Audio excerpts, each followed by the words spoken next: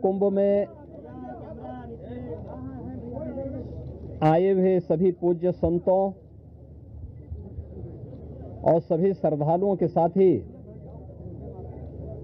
लोकतंत्र के सजग प्रहरी के रूप में आप सभी मीडिया से जुड़े हुए प्रतिनिधियों का पूरे मंत्री परिषद की ओर से हृदय से स्वागत करता हूं। महाकुंभ में पहली बार उत्तर प्रदेश का संपूर्ण मंत्री परिषद उपस्थित है। हमारे सहयोगी सभी मंत्रियों ने आज यहां पर बहुत सारे मुद्दों पर चर्चा की है। प्रदेश के विकास से जुड़े हुए जो नीतिगत निर्णय हैं उन मुद्दों पर चर्चा हुई है। इसके अलावा यहां पर अन्य महत्वपूर्ण मुद्दों के साथ साथ प्रयागराज के विकास से जुड़े हुए मुद्दों पर भी चर्चा हुई है। इस अवसर पर जिन मुद्दों पर आज यहां चर्चा हुई है उनमें खासतौर पर प्रदेश सरकार के जो महत्वपूर्ण मामले हैं उनमें से उत्तर प्रदेश की जो एरोस्पेस और डिफेंस एंड एम्प्लॉयमेंट से संबंधित जो पॉलिसी है उस पॉलिसी 2024 या 2018 में हमने बनाई थी, उसी पॉलिसी के 5 साल पूरे हो चुके हैं। अब उसको नए सिरे से बनाने की व्यवस्था की गई है। इस पॉलिसी को यहां पर अब हम लोगों ने बड़े निवेश को आमंत्रित करने के लिए उसमें नए इंसेंटिव की घोषणा की है। आज इस पर चर्चा हुई है।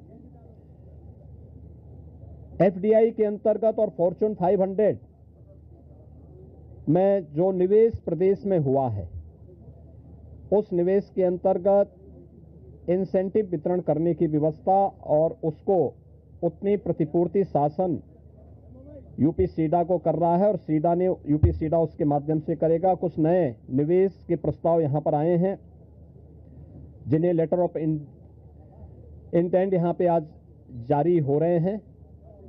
इनमें एक मिर्जापुर का है, 10,000 करोड़ रुपए से अधिक का निवेश का है, एक मुरादाबाद का है और अन्य 2 प्रस्ताव जिन पर आज यहां पर लेटर ऑफ इंटेंट के बारे में चर्चा हुई है। युवाओं को स्मार्टफोन और टैबलेट उपलब्ध कराने की भी स्कीम को यहां पे व्यवस्था दी गई है और यह युद्ध स्तर पर अगले कुछ समय के लिए सरकार ने इसके लिए धनराशि की व्यवस्था की। इसको हम उस कार्यक्रम की भी चर्चा हुई है। बलरामपुर में सरदार अटल बिहारी वाजपेयी जी की कर्म भूमि रही है।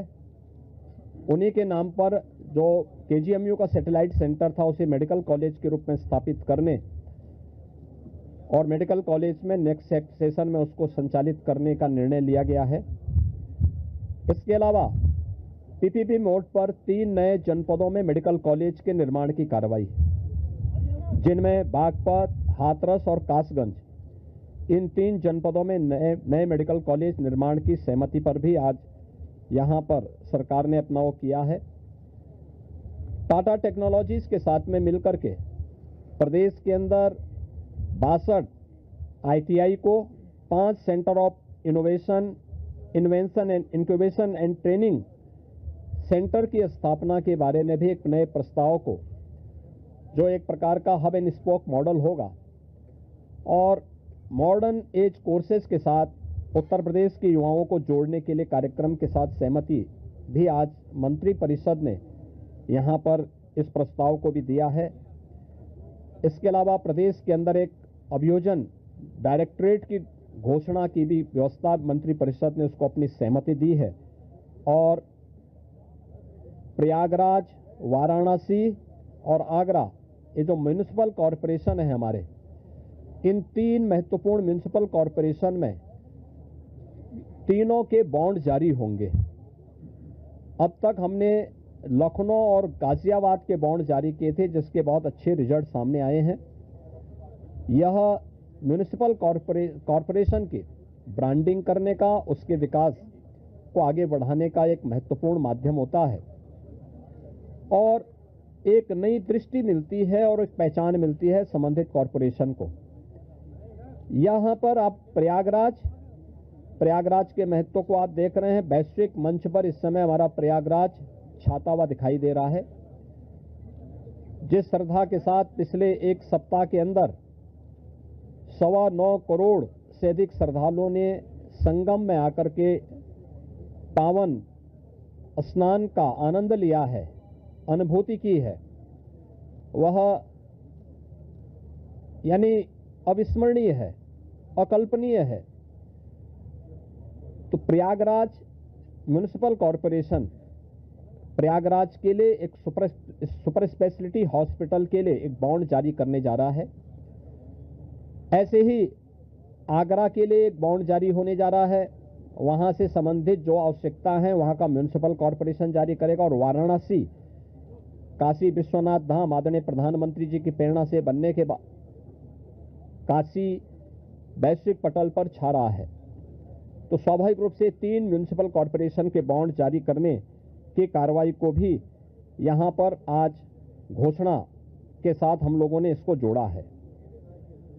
मित्रों, प्रयागराज के इस महाकुंभ को ध्यान में रख करके और प्रयागराज के साथ साथ इस पूरे क्षेत्र का एक सस्टेनेबल डेवलपमेंट के कार्यक्रम के साथ जोड़ने की कार्रवाई आदरणीय प्रधानमंत्री जी की प्रेरणा से इसको आगे बढ़ाने के लिए सरकार ने तय किया है कि इसको लेकर के हम लोग जो आदरणीय प्रधानमंत्री जी का विजन है, जैसे लखनऊ में हम लोगों ने स्टेट कैपिटल रीजन लखनऊ और उसके आसपास के जनपदों को मिलाकर के एक डेवलपमेंट का प्लान बनाया है, ऐसे ही प्रयागराज और चित्रकूट को मिलाकर के एक डेवलपमेंट रीजन यहां पे हम डेवलप करेंगे। इसके लिए इंफ्रास्ट्रक्चर के लिए जो महत्वपूर्ण होगा वह एक गंगा एक्सप्रेसवे का एक्सटेंशन हम लोग देंगे। गंगा एक्सप्रेसवे प्रयागराज से मिर्जापुर, मिर्जापुर से भदोई होते हुए संत रविदास नगर होते हुए यह काशी, चंदौली और गाजीपुर में पूर्वांचल एक्सप्रेसवे के साथ जुड़ेगा। इसके अलावा वाराणसी और चंदौली से यही एक्सप्रेसवे सोनभद्र को जोड़ते हुए नेशनल हाईवे के साथ जुड़ेगा।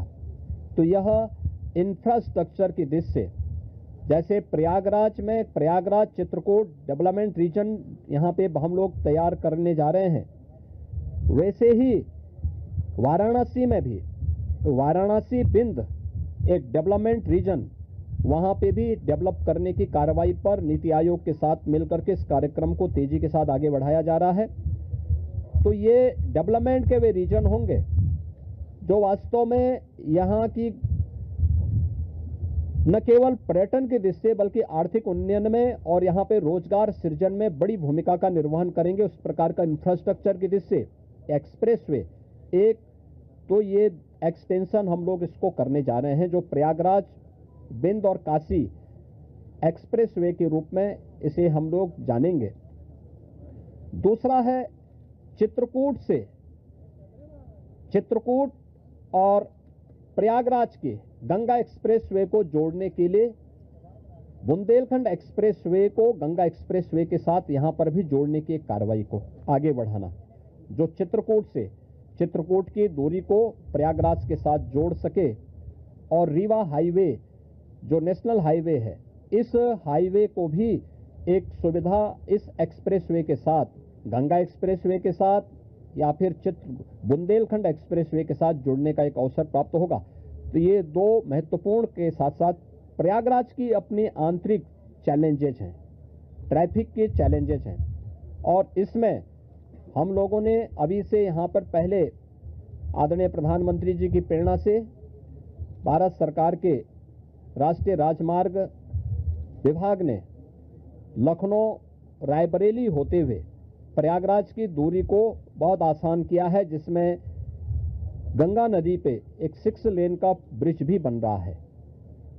इस समय हमने उसकी एक व्यवस्था स्टील ब्रिज दिया है इस पूरे महाकुंभ के दौरान, जो प्रॉपर रूप से कार्य कर रहा है, लेकिन वो नया ब्रिज भी समय रहते हुए कंप्लीट हो जाएगा। ऐसे ही अन्य कनेक्टिविटी के लिए यहां से मिर्जापुर, जौनपुर, वाराणसी, आजमगढ़, गोरखपुर की कनेक्टिविटी को बनाए रखने के लिए यहां पर जो मांग हो रही थी प्रयागराज शहर की तरफ से सलौरी और हेतापट्टी के बीच में, जोशी के बीच में इस पूरे ब्रिज को बनाने की एक कार्रवाई को, 4 लेन के एक ब्रिज को सरकार इसको बनाएगी। दूसरा, रीवा की तरफ से और जो आपके अरेल की ओर से जो यहाँ पे प्रेशर है यमुना जी के ब्रिज पे, सिग्नेचर ब्रिज आज से 20 साल पहले बनकर के तैयार हुआ था। आज यहाँ पर उसकी दृष्टि से बहुत महत्वपूर्ण आवश्यकता यहाँ पर है कि उसके पैरेलल एक नया ब्रिज बने। तो सिग्नेचर ब्रिज के पैरेलल यमुना जी में भी एक नए ब्रिज को हम अपनी सहमति, कैबिनेट ने अपनी सहमति दी है कि हाँ, शास्त्री ब्रिज के पैरेलल तो हम उसके साथ कर ही रहे हैं और इसको भी हम उसके साथ जोड़ेंगे। तो ये महत्वपूर्ण घोषणाएं प्रयागराज के इंफ्रास्ट्रक्चर, यहाँ के सस्टेनेबल डेवलपमेंट की दृष्टि से, डेवलपमेंट और रोजगार की दृष्टि से और आने वाले समय में यहाँ के नागरिकों के जीवन स्तर को और बेहतर बनाने की दिशा में जो आदरणीय प्रधानमंत्री जी की प्रेरणा है उसको आगे बढ़ाने के लिए ये कुछ घोषणाएं आज यहाँ पर कैबिनेट ने जिस पे चर्चा की है, अपनी सैद्धांतिक सहमति दी है। और मुझे पूरा विश्वास है कि अगली बार जब कुंभ के साथ उत्तर प्रदेश जुड़ेगा तो इन सब इंफ्रास्ट्रक्चर का लाभ आने वाले श्रद्धालुओं को प्राप्त होगा।